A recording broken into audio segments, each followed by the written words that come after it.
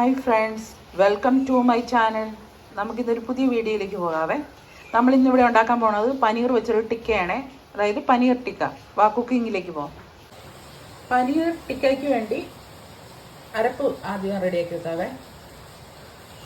2 table spoon 3 table spoon അധികം പുളിയില്ലാത്ത തൈര്.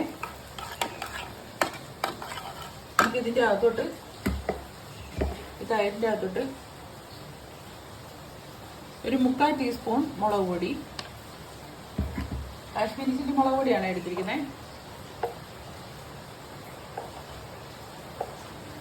ഒരു 1/2 ടീസ്പൂൺ മസാലപ്പൊടി, ഒരു 1/4 ടീസ്പൂൺ മഞ്ഞൾപ്പൊടി,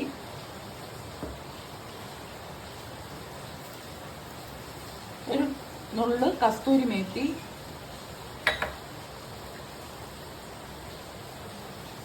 കുറച്ച് മല്ലിയില, ആവശ്യത്തിന് ഉപ്പ്. ഇത്രയിട്ട് നല്ലവണ്ണം നമുക്ക് ഇളക്കി എടുക്കാവേ. ഈ ഇളക്കി വെച്ചിരിക്കുന്ന മസാലയിലോട്ട് നമുക്ക് ആദ്യം ക്യൂബ്സ് ആയിട്ട് കണ്ടിച്ച് വെച്ചിരിക്കുന്ന പനീർ ഇടാവേ. പനീർ ഒരു 250 ഗ്രാം കാണും. അതിൻ്റെ അകത്തോട്ട് ഒരു 3 സബോള ഇങ്ങനെ അരിയണം. അതിൻ്റെ അകത്തോട്ട് ഒരു ക്യാപ്സിക്കം. ഇത്രയും നമുക്ക് നല്ലപോലെ ഒന്ന് പുരട്ടി എടുക്കാം. ഇതൊരു അരമണിക്കൂർ ഒന്ന് ഇതിലെല്ലാം പിടിക്കാൻ പറ്റുമെന്ന് നമുക്ക് മൂടി വെക്കാം. ഒരു മിക്സിയുടെ ജാർ എടുത്തിട്ട് മീഡിയം സൈസ് 2 തക്കാളി അരിഞ്ഞത്,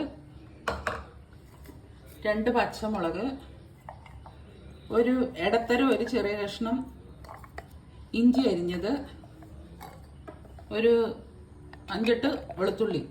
ഇത്രയും കൂടി നമുക്ക് നല്ലവണ്ണം അരച്ചെടുത്തോണ്ട് വരാവേ. കടായി അടുപ്പി വെച്ച ശേഷം നമുക്ക് അതിൻ്റെ അകത്തോട്ടേ ബട്ടർ ഇട്ട് കൊടുക്കാവേ. ബട്ടർ അവിടെ കിടന്നൊന്ന് മെൽറ്റ് ആവട്ടെ.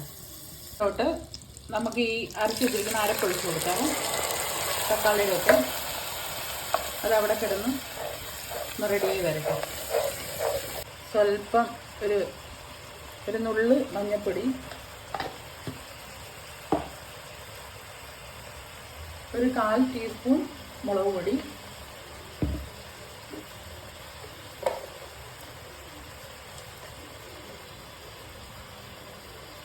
ഒരു 1/4 ടീസ്പൂൺ മസാലപ്പൊടി.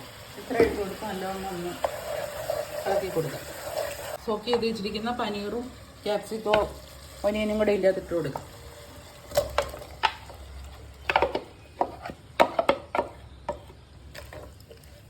നല്ല വെള്ളം ഒന്ന് ഇളക്കി കൊടുക്കാവേ.